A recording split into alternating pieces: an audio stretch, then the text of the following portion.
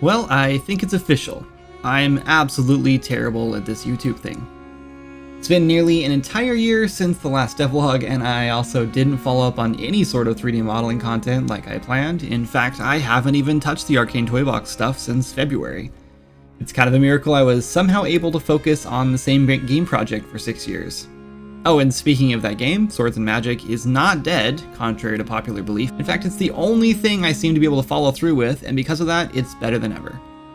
Friday, October 18th, we officially launched our newest major update, version 1.8, which is the first new zone in the game since I've been back to essentially solo development. Shout out to my wife, Jana, though, for doing so much work in the community and helping test and fix bugs and balance the game's systems. I may be doing all the art and coding set myself, but I'm definitely not alone in this journey. And I also have all of you guys and my livestream viewers cheering me on, which is great because the last few years of development for this game have been pretty rough. Game development is not easy, despite what it may seem or what you've been told.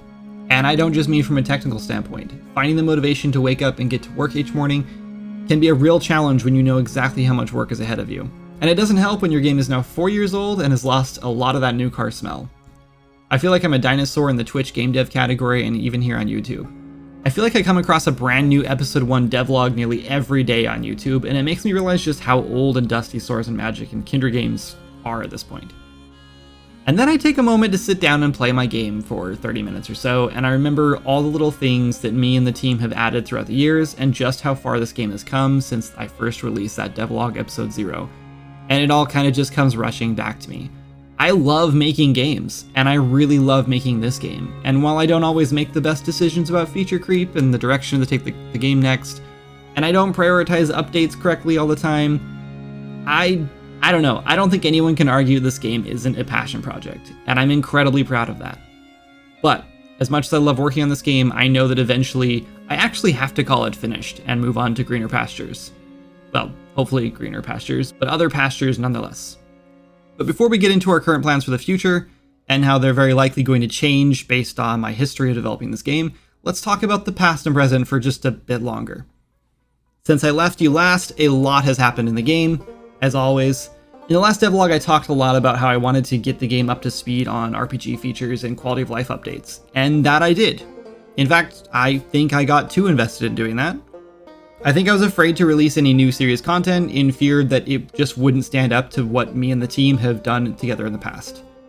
It took me a year to finally dive back into working on a new zone, but when I finally got back into that zone, I remembered why I really do love making this game.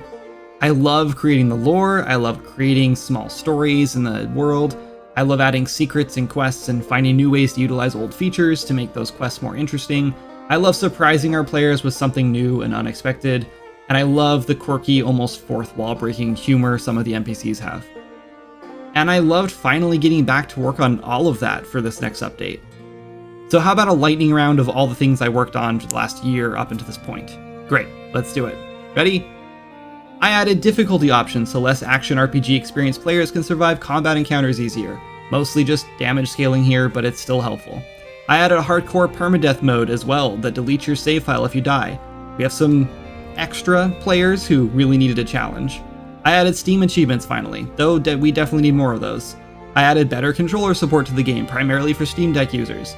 I added more character save slots because there was no reason to limit it to 4. I added a new weapon enhancement system to give players more permanent stats so consumables aren't as vital to surviving encounters. I added a way to re-roll those enhancement stats on your weapons for a bit of a gold sink so players who want to perfect their combinations can do that. I added some more quality of life inventory management like better stack splitting, swapping equipped hands, sorting, searching, filtering, etc. I updated our splash art and loading screen. I added a new loadout system with infinite renameable loadouts.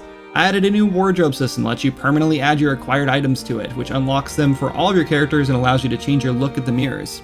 I built an entire demo for the game. I added a new quest tracking update that lets you track multiple quests at a time and added quest icons to NPCs who have quests associated with them. Lastly, I added a whole bunch of new items, trinkets, some spells, and a couple quests to the game. And that's pretty much the gist of everything that got added over the last year, until this update, Delver's Pass. To be honest, Delver's Pass didn't really take a year to make. I've also been working on the skill trees and a new dungeon here and there, But the last couple months I put all of my energy into this new zone, and I really like where it's at so far. This zone is what we're calling a pass-through zone, meaning it's not a fully featured zone, it's more of an in-between zone, focused on adventure and exploring as you travel between Windless Woods and the next planned zone, which will be Alarin City, and the Everwood that surrounds it. That means this zone doesn't have a major storyline like Windless Woods did, though there's definitely some overarching themes and stories in this zone. In the last devlog, we talked about making all of Delver's Pass a volcano, and that idea really stuck with me. The town in this zone is called Valewood, and it's built in the valley of Delver's Pass, the caldera of the volcano. The volcano hasn't erupted in hundreds of years, giving the incredibly fertile lands plenty of time to grow beautiful pine trees everywhere. But recently, thanks to a tinkerer who calls himself the Machinist, this volcanic activity has started to pick back up as the magma tunnels start to build up pressure beneath the town. On the surface, players benefit from this activity in the form of steam vents that the player can use to glide out of the caldera and get to hard-to-reach places. Whatever the Machinist is up to in his lab isn't good though, and is causing the appearance of fire sprites, which has led to a raging forest fire in part of the map. The Rivari, changed from the Rivori because I couldn't keep track of whether the A or the O came first, will ask you to help put out those fires. In a future update, I'll be finishing up this quest for this event so players can learn what's causing the fire sprite's appearance and eventually put a stop to it. Maybe. Or maybe they'll join the Machinist and reap the benefits of his actions. Delver's Pass also introduces another new mechanic in addition to putting out fires. A secret speakeasy in the basement of one of the houses is brewing up something delicious, and the character behind the new drink asks you to deliver a crate of it all the way to Sleepy Haven. But it's not as simple as just hopping on your mount and riding over there, because these bottles are very fragile. I've been wanting to add some sort of delivery mechanic like this for a while, inspired directly from Arcade, which I probably played for less than a month when it first came out. I love the idea that players can deliver heavy carryable objects like this from one location to another to earn a chunk of gold, so this is the first instance of that. And this is one of the first places in the game where this activity is repeatable after the quest is finished, so players can grab a crate and head out to earn some extra gold when they want. And the extra gold will probably come in handy because this new housing plot in Delver's Pass is the most expensive in the entire game. But I think you'll see why. It's the largest plot in the game and clearly the most beautiful. But I may be kind of biased, being a big fan of the Pacific Northwest and the forests here. Heading beyond that forest fire section of the map leads you across a river to a less forested area that blends back into Sleeping Glade. But the gate is locked up tight due to continuous bear attacks.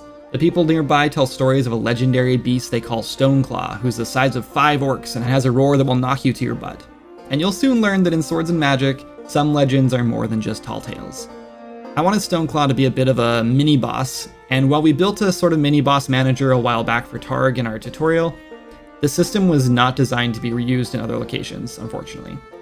So after spending a couple days trying to abstract it a bit more so I could hook it up to other mobs and NPCs, I finally gave up.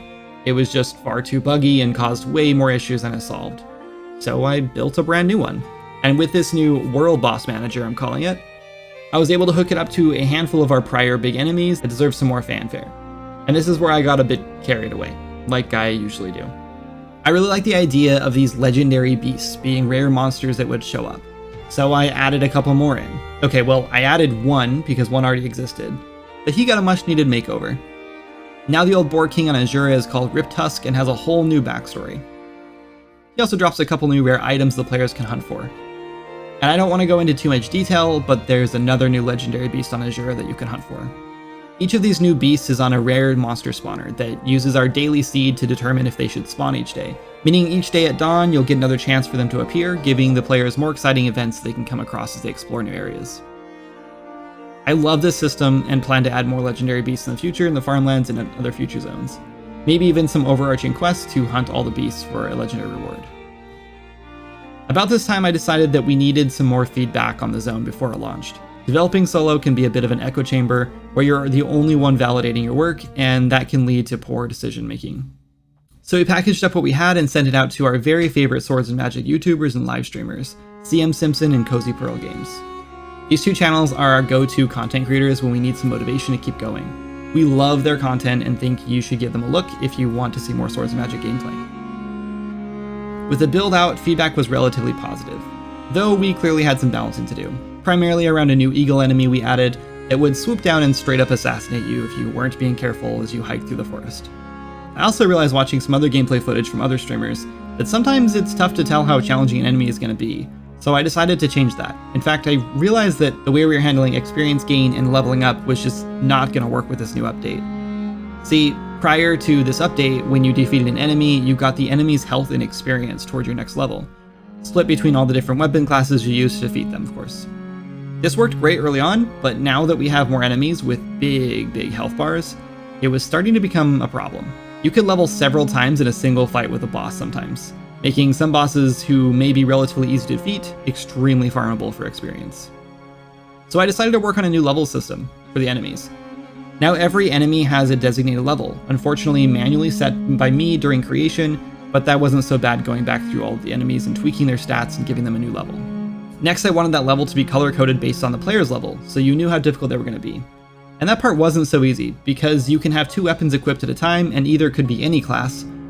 And what's more is that either of them could be any level weapon. You could be a level 35 warrior running around with a level 1 stick if you wanted.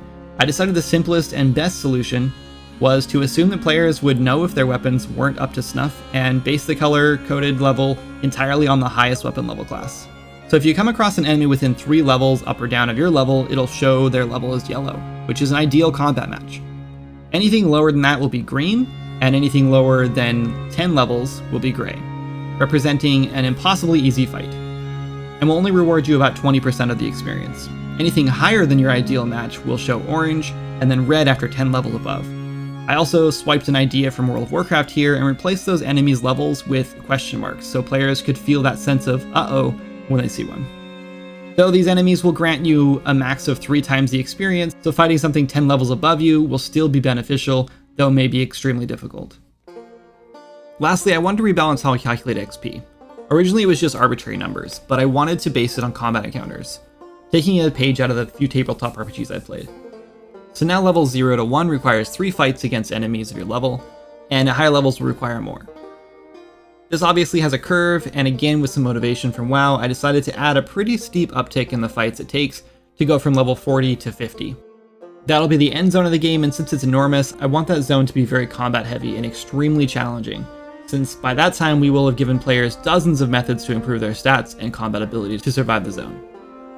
Lastly, I decided I needed to add a few items in from our poor Kickstarter backers who have been waiting around for years to have their custom designs put in the game.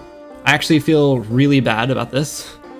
So going forward, I'll be prioritizing getting these design tiers finished up and in the game as soon as possible. One of these items was a staff that could summon a chaos minion. We had an area in the cemetery all level designed out that would be perfect for this, so after a few design tweaks, since our staffs don't have specific spells attached to them anymore like they used to, I put together another little mini boss fight with a new necromancer and reused a fun puzzle mechanic from Windless Woods.